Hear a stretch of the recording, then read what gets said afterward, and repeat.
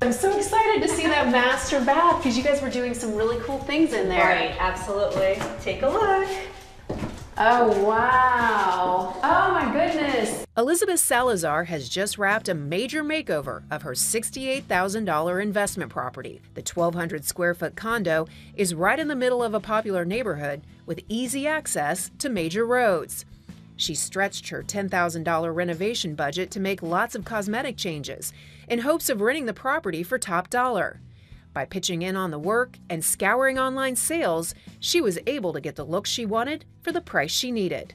Very modern, very sleek, and the price was perfect. That's good to hear because it looks very expensive.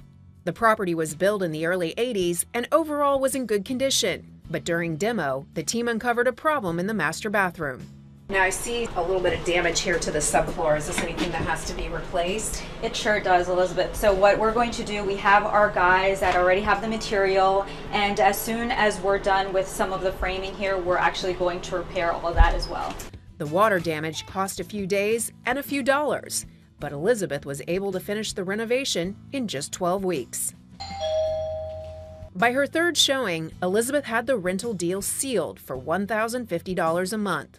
Since she paid cash for the property and the renovations, the only expenses are insurance, maintenance, and taxes, which add up to about $4,000 a year.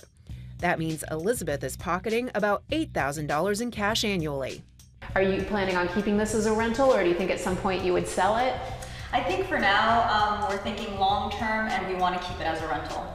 Real estate consultant Harry Collison gives Elizabeth the green light to keep investing in property, considering how well she did with her condo.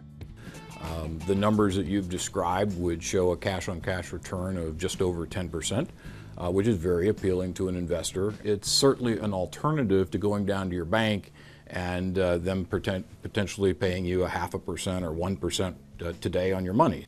He says investors just like Elizabeth are capitalizing on a growing economic trend. There's been an increase in the demand for condominium units, particularly condominium units that are purchased by investors.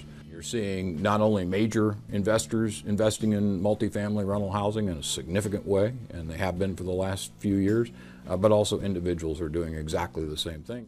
Those investors are banking on the current move away from traditional homeownership. In 2015, the number of renters rose by 2 million, while homeowning families fell by 400,000. Well, I think most of us read about millennials and that they are choosing, in many cases, to be renters instead of homeowners. In many cases, because they want to be flexible about their job. But it's not just millennials, it's all age groups. Harry says the rental market is expected to stay hot for several years, but encourages anyone thinking of jumping into real estate investing to do their homework before they start counting their future cash. And there's the potential for some vacancy and collection loss. So you're not always going to collect all the rent. That's one thing to be concerned with. The other one is a special assessment from the condominium association.